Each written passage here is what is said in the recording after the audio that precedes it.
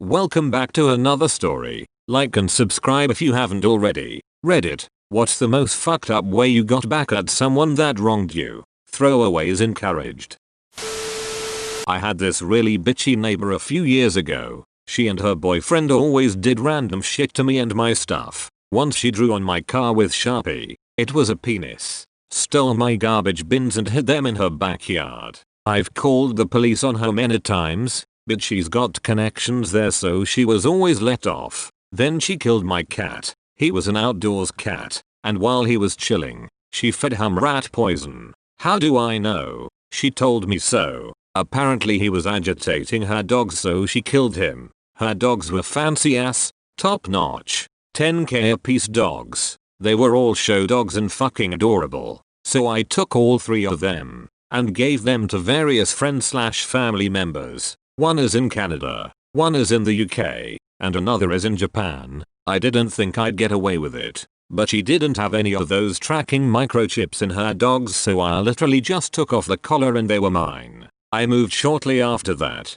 but apparently she's still looking for them. TLDR. Bitchy neighbor killed my cat, so I stole her dogs and scattered them across the world.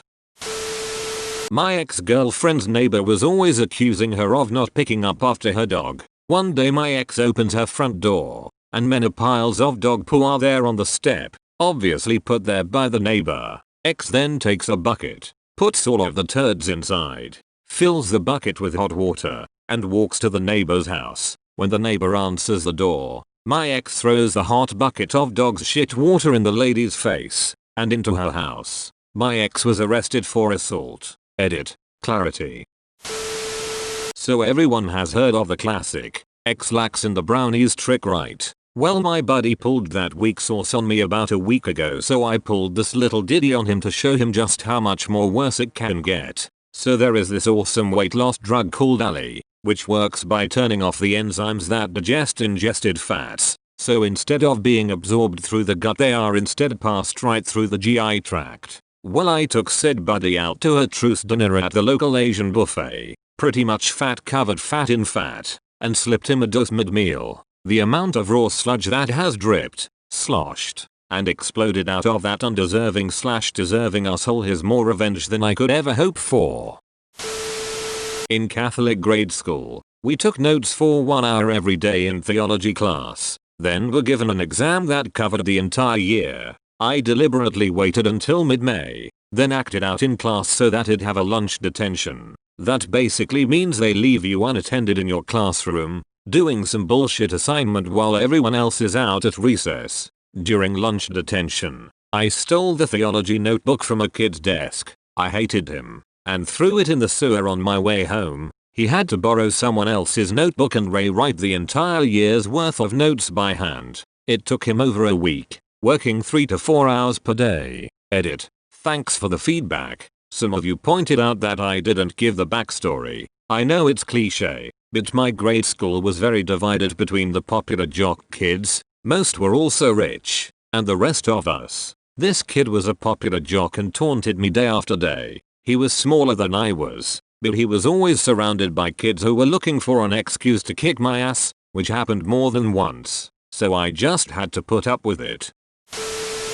Fuck throwaways because I'm proud of this shit. My best friend since I was 3 years old started texting and flirting, then eventually sleeping with my boyfriend of 7 years. He was apologetic, regretful, and begging for me back, as was she. It was a mistake, they said. Never happened again, they said, until it happened again. Well, my best friend had this obsessive relationship with this guy Billy, who was so heartbroken by her infidelity. He came to me. He felt like a loser having just lost both his girl and his job, so I hired him at my job where I was a manager. We became good friends, and now my ex-best friend was going nuts. I then started a rumor that Billy and I were dating and serious about it. She saw us in a car together while I was bringing him home, and went fucking nuts. She started driving like a psycho, and texting me saying, "How could you do this to me? Why would you do this to me?" But I ignored them. I dipped off the road,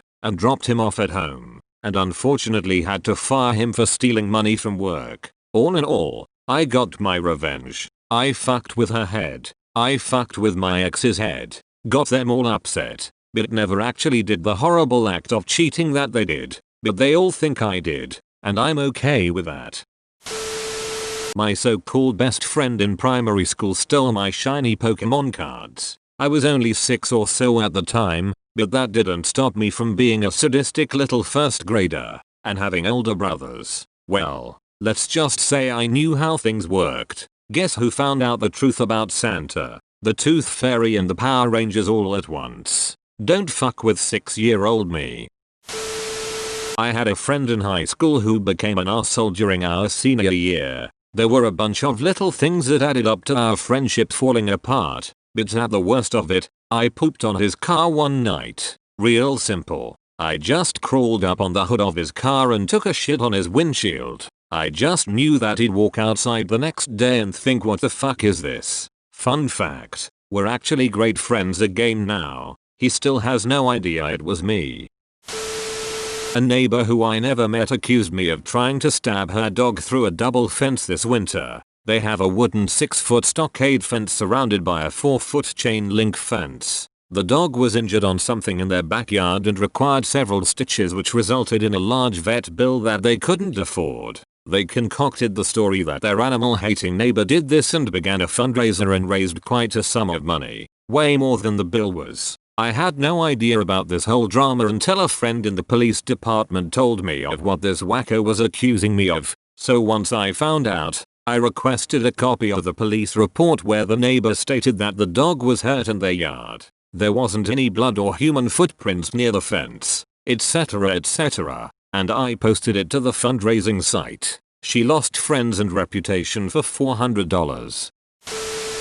Back in the summer of '09. Me and my girlfriend were going pretty strong. Anyway, I found out she was fucking this guy on the side. She admitted it and said she was sorry and I dumped her. Anyway, I didn't know the guy but I remembered his name. One night at a party a few months later, I got introduced to a guy I thought was him. I slyly worked out it was him. I'm not a guy to hold a grudge generally, but this was something else. I didn't want to do anything to him, but when I walked into a bedroom to take a phone call and there he was passed out drunk on the bed, I didn't know what to do, but I knew I had too good an opportunity to pass it up. I was pretty drunk at the time, but the first thing I thought of was to take a dump on him. I passed it off as a stupid idea, but I couldn't think of anything else, so I went with it. I left the party just after and I haven't seen or heard from him since. Not a day goes by I don't think about it. Needless to say, I haven't told anyone about this in real life. I'm not sure, but I say vengeance was a dish best served shitty. At an all-male military boarding school during high school, there was this huge douche on my hall. We took his Febreze bottle and filled it with piss, then took said bottle and sprayed his pillow, wall locker, and opposite corner, so he gets back, smells urine and immediately grabs his Febreze and douses everything. Eat a dick, Donovan.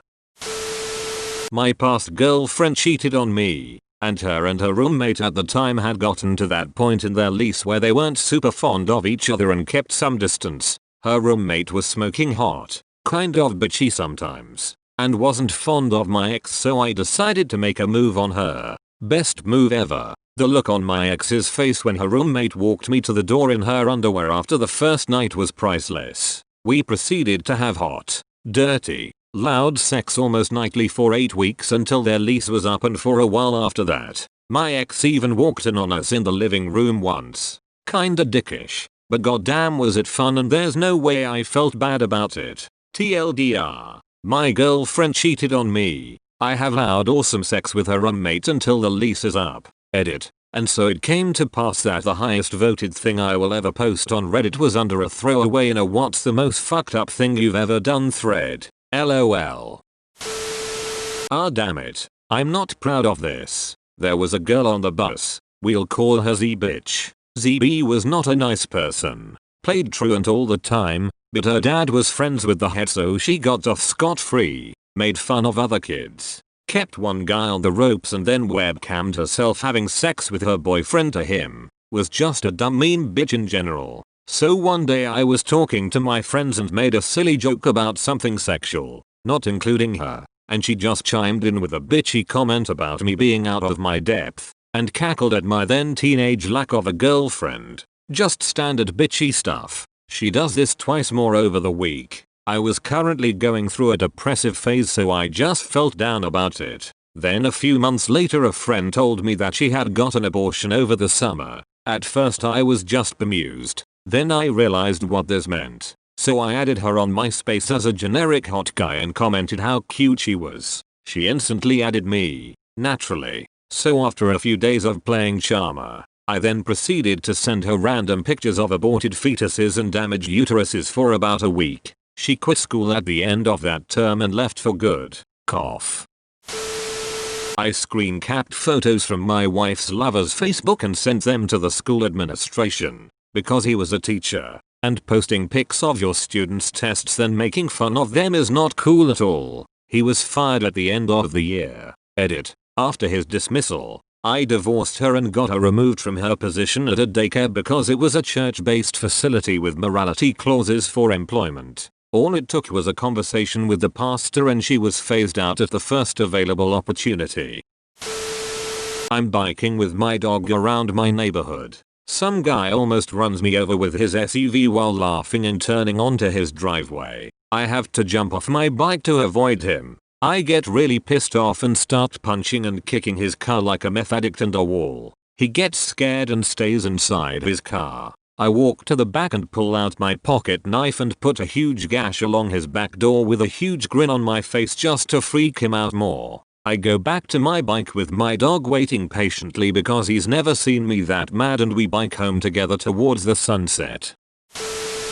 April Fool's Day this year. I had several friends send fake texts to another friend, let's call him Steve, who lives in a different state. The texts were pretend responses to an imaginary ad offering free kittens. Steve somehow figures out it was me. He then goes to a popular classified site and posts 3 separate ads with my number attached: free puppies, free kittens, and a free 42-inch flat screen TV. I start receiving a flood of calls, texts and voicemails. I was contacted by well over 150 interested individuals in the first couple hours. I frantically tried to think of how I was going to get him back, and then it hit me. I responded to everyone by saying, sure, it's still available. Come by anytime tonight after 5. I'm Steve. Here's my address. Except that I didn't always say 5. I told people to come at different times. Steve had a steady stream of angry/disappointed visitors that evening from 4 to 10 p.m.